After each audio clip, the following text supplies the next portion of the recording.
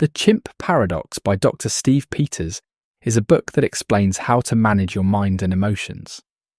It introduces the concept of the inner chimp, representing the emotional, impulsive part of the brain, and contrasts it with the human side, which is more rational and logical.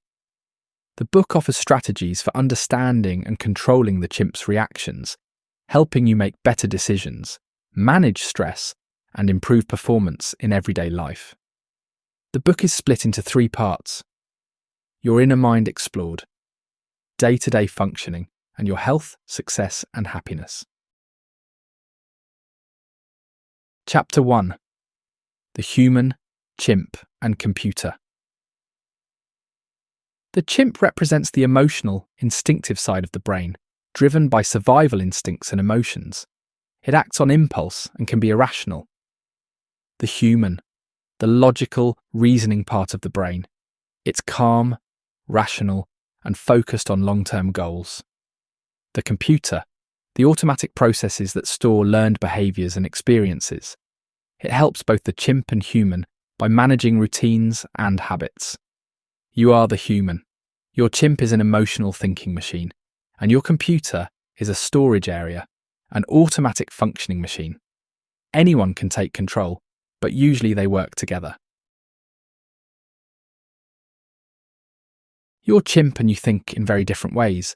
The human usually searches for facts when establishing the truth in anything, but the chimp will think emotionally and work with feelings and impressions. The chimp is the most powerful of the two, so when you disagree, it's the chimp who usually wins. Here are some traits of emotional thinking: jumps to an opinion, thinks in black and white, paranoid, irrational, and emotive judgment. The human uses logical thinking, evidence-based, rational, in context with perspective and shades of grey and balanced judgment. We need both, but the chimp will hijack you, if you allow it to. This is the chimp paradox. To manage your chimp, you have to first recognise who is in charge. You have to ask yourself, do I want, and then finish the sentence.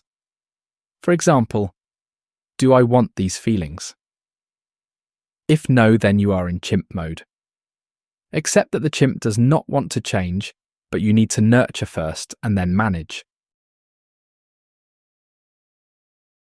Let's look at a common example of when the chimp overrides the human and how we can nurture and manage it.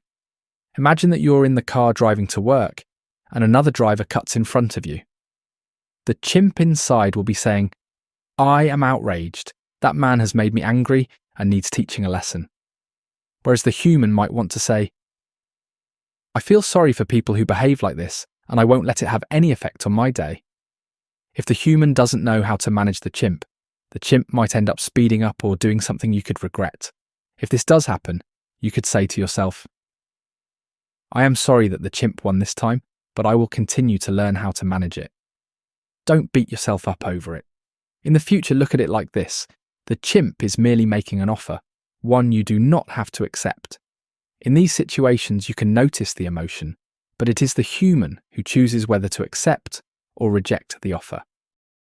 Now, your computer does not have any original thinking, so you won't have to worry about another battle. But what it will do is act on stored information. One of the things we use the computer for is automatic functioning, which is based on learnt behaviours, beliefs, and automatic programs. The chimp and human both input into the computer and therefore program it. The computer will then act for us, but only with information that we have told it to use. This does most of the work throughout the day, and luckily we can remove unwanted things from the computer if we stop and take the time to maintain it. We're going to end this video with my favourite part of the book, and it is a part which I found to be very beneficial. How to plan for success. Before you make a plan, keep in mind that there are 2 of you on this journey, you and your chimp. So you must consider both of your needs beforehand. You both need reassurance and rewards, so if you can look after your chimp through the process, it will help you to be successful. When you start your plan, you need to know the difference between a dream and a goal. A dream is something that you want to happen, but is not fully under your control. Whereas a goal is something that you can set and achieve because you have the control. If the computer recognizes that it doesn't have full control of a situation, The dream. It sends the blood supply to the chimp. However, if the computer recognizes that it is in control, the chimp can relax and the blood supply goes to the human. A dream could be wanting to win a race, but the goals towards it could be regular training, a good diet, and correct mental attitude. Goals increase the chances of dreams happening. Try to think ahead and know what could upset the chimp.